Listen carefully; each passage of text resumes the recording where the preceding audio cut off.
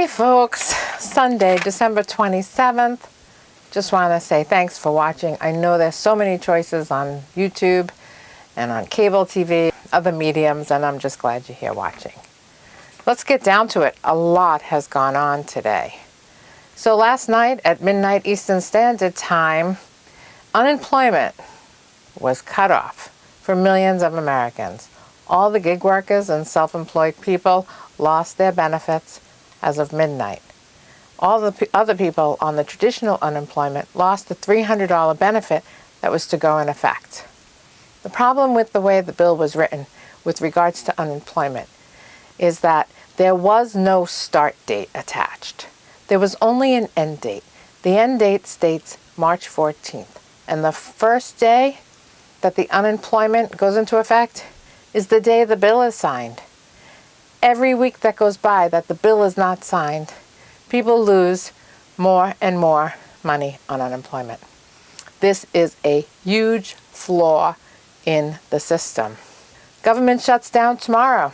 If the bill is not passed tomorrow, all unessential federal workers will be furloughed and millions more will lose their jobs. The stimulus bill and the continuation of the government bill are attached to each other. Although they're separate bills, there's clauses involved that says once one is in effect, the other one's in effect, something along those lines. It's not looking good. Donald Trump is on the golf course again, and the bill is being ignored. There is still no word from Mnuchin. There's still no word from McConnell. There's no word from Pence. All the Republicans have zipped their mouth. I don't think Steve Mnuchin intended this to happen.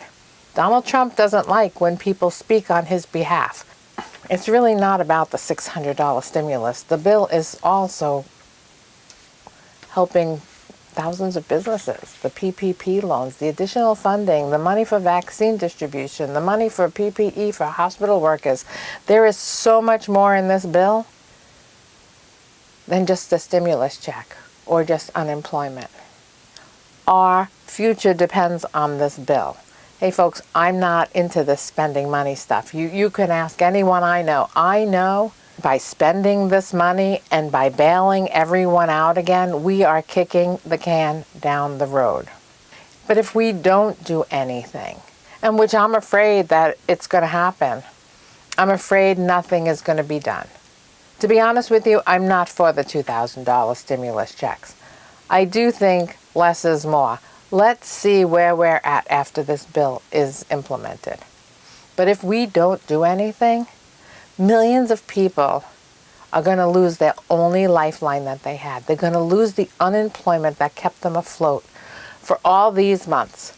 Even though the average person is in debt about $5,900 in back rent and utilities.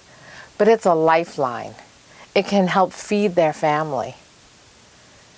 They are taking that away from the most vulnerable people. People who do not have jobs. People who do not have food for their families.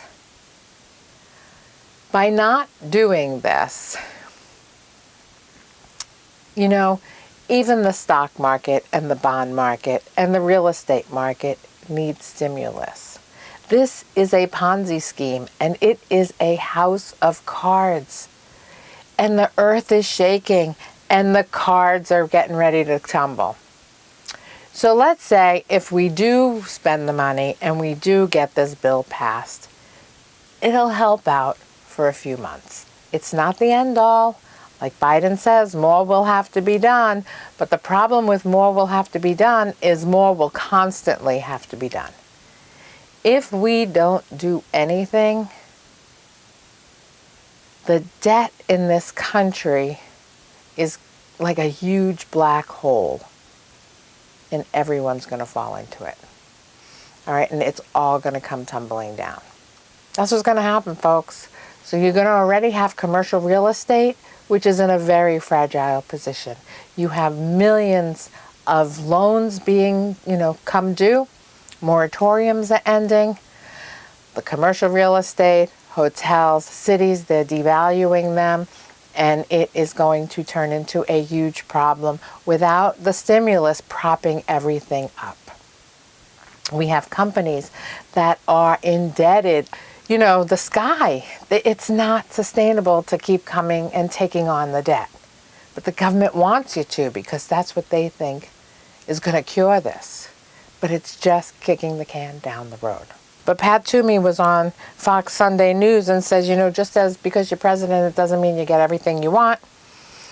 I understand he wants to be remembered for advocating for big checks, but the danger is he'll be remembered for chaos and misery and the erratic behavior if he allows things to expire.